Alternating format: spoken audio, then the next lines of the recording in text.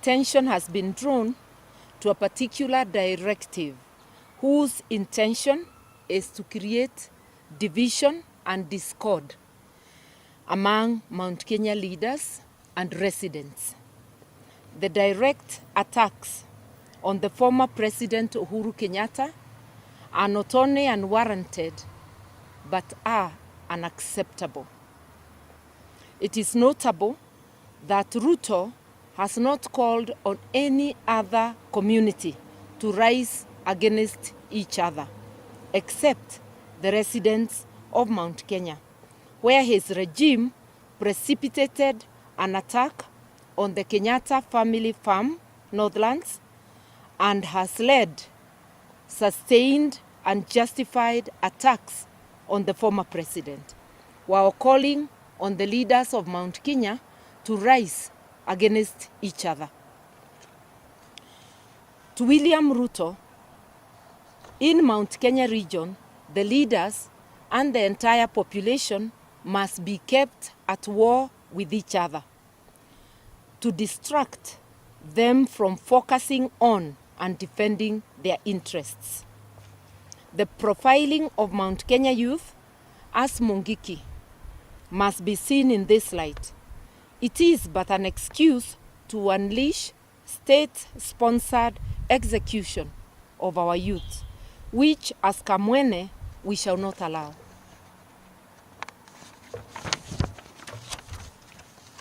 We noticed last Friday youth from Kericho County armed with bows and arrows, literally given police cover to attack another community within Sondu area, resulting in serious injuries and death.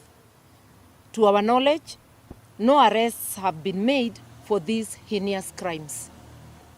William Ruto's hatred for the people of Mount Kenya is well known and is not new.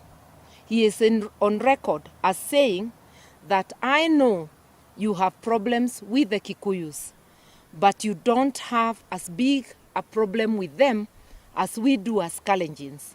But let us get to power first.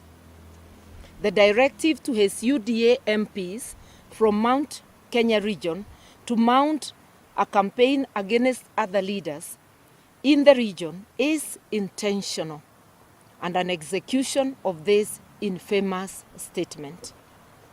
The threats now being issued against leaders in Mount Kenya region who do not support William Ruto regime must be taken seriously. We are aware that Ruto has formed a Kalenjin killer squad within the police service. This is the squad targeting Kenyans during demonstrations. Given what took place in 1992, 1997, and 2007, we know that Ruto has the capacity and is quite capable of executing his threats against Mount Kenya leaders and nationally who do not support his regime. We would like to state unequivocally that Ruto, rather to remind him that he is still an ICC indictee. He was discharged, not acquitted, of the crimes against humanity. The fact that witnesses were killed did not relieve him of the accusations of crimes against humanity. Majority of the victims of 2007 violence, we remember, are people from the Mount Kenya region. We will not, as Kamwene, allow Ruto to take us back to the 2007-2008 carnage. As Kamwene leaders, we shall not sit idle as Mount Kenya region is cannibalized. We shall continue to advocate for the interests of our people without fear or favor, even as we address national issues. That's the end of the statement.